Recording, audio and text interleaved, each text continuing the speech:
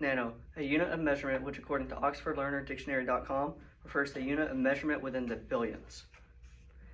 We use technology every day in our day-to-day lives, from a cell phone to computers, radios, or our cars.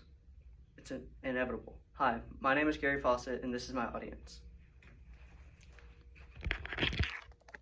Miley Whitener and Miles Whitener.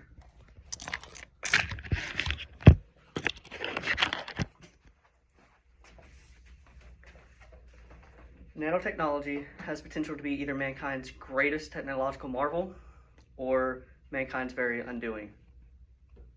I'm going to talk about the ethics of nanotechnology from military medical uses to theoretical scenarios that could threaten mankind. Before we talk about the ethics behind nanotechnology, let us first find out what it is. Nanotechnology is the use of computers and electronic devices on the molecular level. According to stu.edu, some laboratories, such as the Stanford Nanofabrication Facility, have been researching techniques of nanofabrication that may prove beneficial for biotechnology, fiber optics, and micro electromechanical systems, or MEMS. MEMS are tiny mechanical devices such as valves, gears, mirrors, sensors, and actuators embedded in semiconductor chips. MEMS happens to be the closest researchers have gotten to nanotechnology and are already in use in car airbag systems, helping to detect collisions. Nanotechnology has been referenced in multiple forms of mass media. In Avengers, Iron Man, Tony Stark, played by Robert Downey Jr., as his suit of armor, in Terminator Genesis as the T-3000, and Star Trek in the form of nanites and nanocomputers. Now that we know about nanotechnology, why don't we find out a few of the pros of its use? Nanotechnology has plenty of uses that can be considered pros, including biomedical, recycling, and construction. Medical field would benefit very much from nanotechnology, from surgery, making it more easily to repair damaged tissue without invasive procedures that require physical therapy afterwards, costing more time and money. It also has potential in pharmaceuticals, where one could be injected with nanites that will be able to go throughout the body and deal with any disease or damage they came across. Construction would benefit heavily from nanotechnology as well.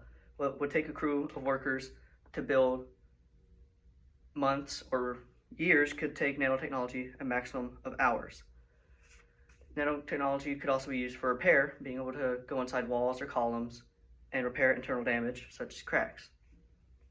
Perhaps the most beneficial in the long run will be recycling. According to condorferries.co.uk, there are 269,000 tons of trash afloat on the ocean. Nanotechnology will be able to break down instead of repair. It would be able to break down anything to the atom for maximum recovery. It would benefit cleanup efforts in the event of natural disasters or even war. There are also plenty of landfills filled with thousands of pounds of trash that could all be broken down by using nanotechnology. Historian Christian Laus Lange said, "Technology is a useful servant, but a dangerous master." The cons of nanotechnology tend to be dangerous, from the gray goo, biological warfare like never seen before, and self-replicating robots capable of wiping out humanity, like seen in the 2017 game Horizon Zero Dawn and Terminator Genesis. This is the case for Horizon Forbidden West, the sequel.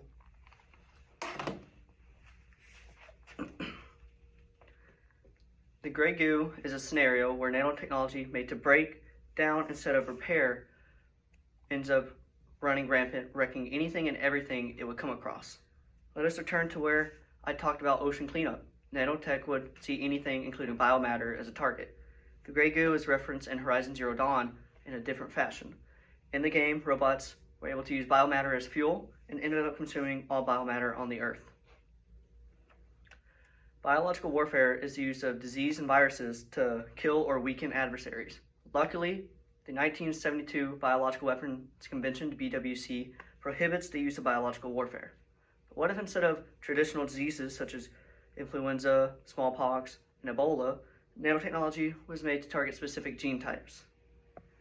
It could theoretically wipe out an entire population of people in a matter of days.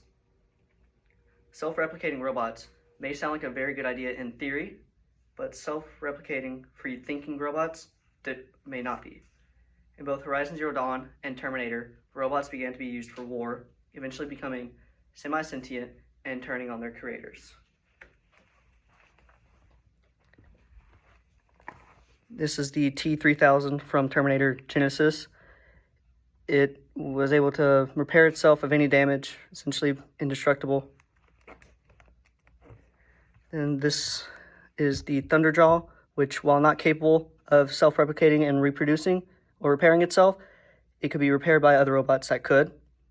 And this is a Spectre, which is capable of reproducing and using biomatter as fuel.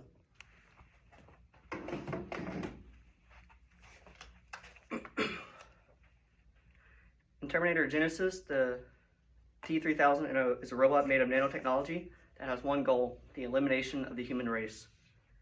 There are many pros and cons of nanotechnology usage. Nanotechnology is not approached in a very cautious manner, could very easily spell the end of the human race.